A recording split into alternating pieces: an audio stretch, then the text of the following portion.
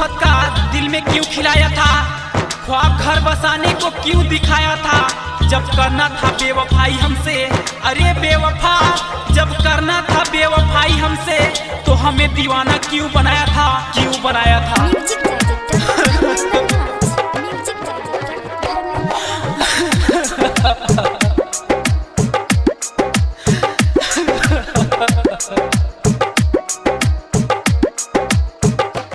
दिल के धड़कन में रहलू सनम, दिल के धड़कन में रहलू सनम, चल गइलू तू दे के जखम, चल गइलू तू दे के जखम, कके वादा ना निभावलू सनम, कके वादा ना निभावलू सनम, चल गइलू तू दे के जखम, चल गइलू तू दे के जखम।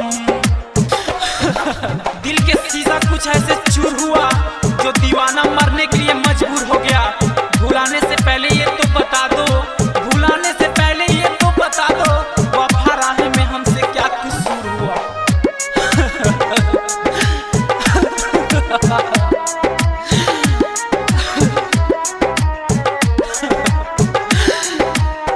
कैनी वफा हम तू कैलू बेवफाई, कवना जन्म के साजा दिहलू तो बताई।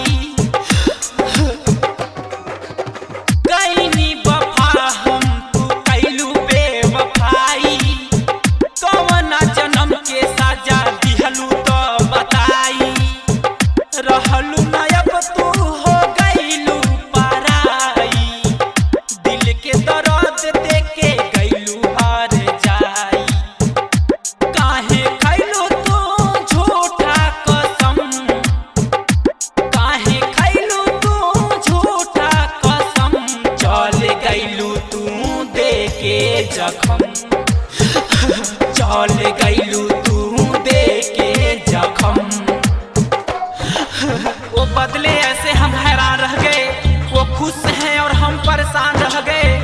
जाने कब ये जान निकल जाए, अरे बेवफा जाने कब ये जान निकल जाए, हम अपने ही जिस्म के दुश्मन बनकर रह गए।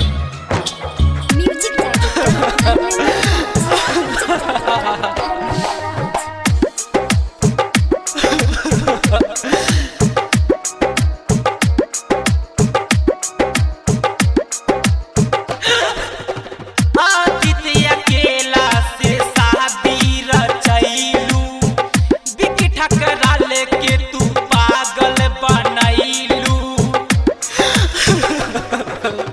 आदित्य अकेला से शादी रचैलू, बिकी ठकराल के तू पागल बनैलू।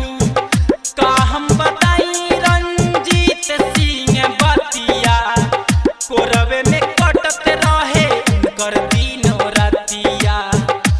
दूसरा के बना के बलम, दूसरा के बना के बलम, चल गइलू तू दे के जखम, चल गइलू तू दे के जखम।